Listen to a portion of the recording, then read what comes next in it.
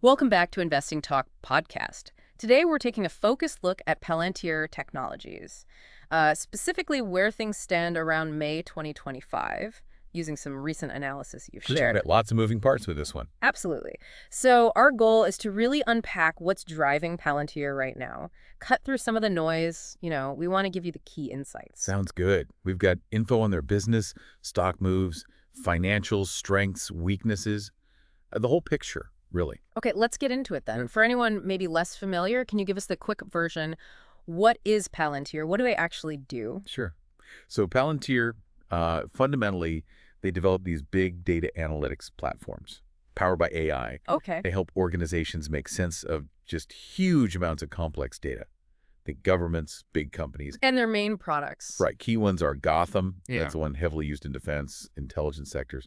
Then there's Foundry, which is more for enterprise data integration, helps businesses make decisions. Right. And the newer one is AIP, their artificial intelligence platform. Yeah. It's more modular, helps clients deploy actual machine learning models. So they're right in that hot space, AI, data, secure analytics. Exactly. Across quite a few industries, but with those clear focuses. Got it.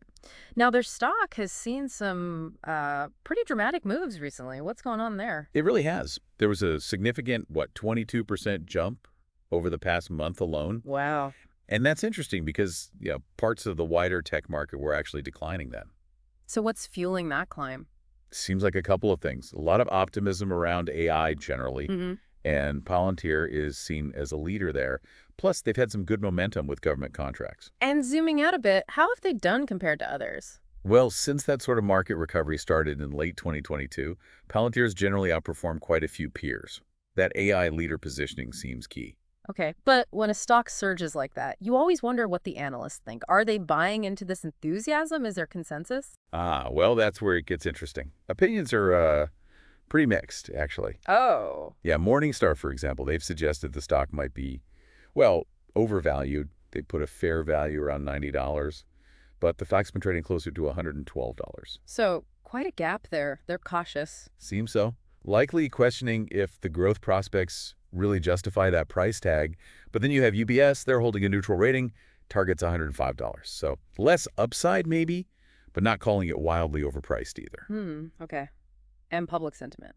Judging by the price action, definitely seems bullish. People are clearly excited. So yeah, a real split between analysts and maybe the broader market mood right now. Okay, let's shift to the fundamentals, their financial health. What do the recent numbers tell us? The top line looks strong. Q4 of 2024, they reported $827.5 million in revenue. That's up 36% from the year before. 36%, that's substantial. Where's it coming from? Mostly driven by their U.S. commercial business and the government side too, both firing pretty well. And longer-term trend? It shows clear acceleration. They went from just over $1 billion, like $1.09 billion in 2019, to $2.25 billion in 2022. And now in 2024, they hit an annualized run rate over $3 billion. Okay, so the growth curve is steepening. What about forecasts? Analysts are projecting around 31% year-over-year growth for the full fiscal year 2025. So still very strong expectations. And profitability, earnings per share. For Q1 2025, the expectation is around $0.13 per share. That would be a 62% jump compared to Q1 2024. Big jump. It is. Though it's worth remembering their EPS history has been a bit, up and down, volatile. Right. Now, that impressive revenue growth, Yeah. how does that square with valuation? Because that's often the sticking point with Palantir, isn't it? It absolutely is. That's where the debate often centers. Their trailing price-to-earnings ratio, the PE, is very high, around 397 times. Ooh, 397 compared to what? Well, the industry median is more like 25 times, so yeah, it's a huge premium. And that reflects. High expectations. The market is pricing in continued, very rapid growth, largely driven by AI. The forward PE, looking ahead, is expected to moderate somewhat as profitability improves, but it's still high. Okay. What about the balance sheet? Debt, cash. That looks much more comforting. Very little debt. And they have a significant amount of cash and short-term investments piled up about $5.23 billion. So a solid cushion there. Definitely. They're also generating strong free cash flow. And importantly, you're seeing their operating leverage improve. Meaning revenue is growing faster than their operating costs. That's a good sign for future profit margins. And while return on equity, ROE, was low historically, it's trending up now, towards double digits, helped by GAAP net margins getting close to 10%. So to sum up the financials, strong growth, improving profitability, healthy balance sheet, but a really demanding valuation. That's a good summary. You're paying a lot for that growth story. Okay, so what are the core strengths driving that growth and maybe justifying that premium in some investors' eyes? Well, several things stand out. Those strong government contracts are still a huge pillar.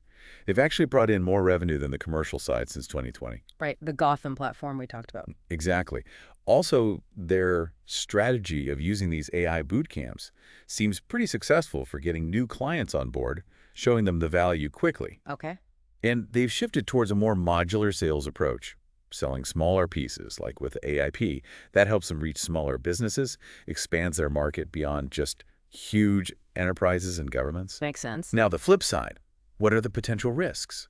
The red flags investors need to watch. There are definitely things to keep an eye on. That heavy reliance on the public sector, over half their revenue, is one. It makes them sensitive to government budget changes, political shifts.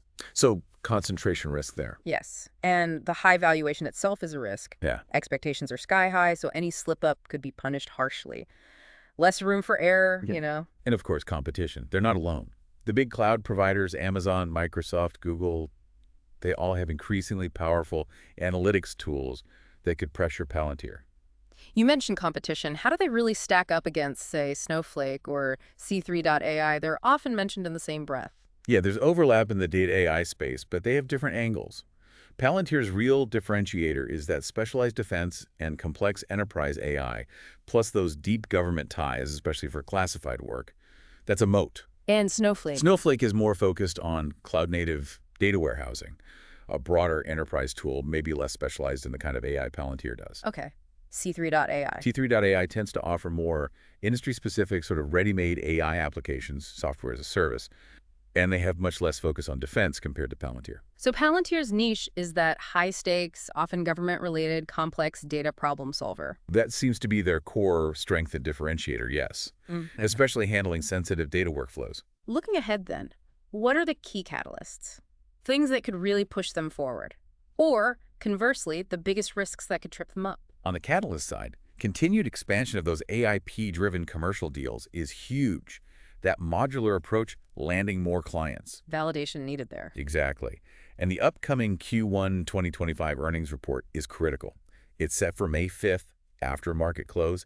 That'll be the next big data point. What are the expectations for that report? The consensus seems to be around $0.08 for EPS earnings per share, which would actually be a 100% increase year over year. And revenue around $864 million is expected. So big expectations for that report, too. Very much so. Now, risks. Geopolitical shifts impacting defense budgets are always there. The cost of bringing on lots of smaller businesses with that modular approach could potentially squeeze margins, at least initially. And there's always the risk of losing key federal contracts.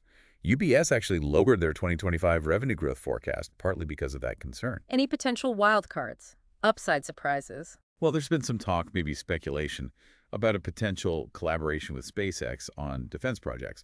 That would obviously be a significant development if it materialized. Interesting. Let's circle back to valuation one more time. Can you give us some comparative numbers, ratios versus peers? Certainly. Their price-to-book ratio is about 15 times. The industry average is closer to 7. So again, high. Yeah. They don't pay a dividend, which is normal for a growth stock. Their beta, which measures volatility against the market, is high over 1.8. Suggests it's a more volatile stock than average.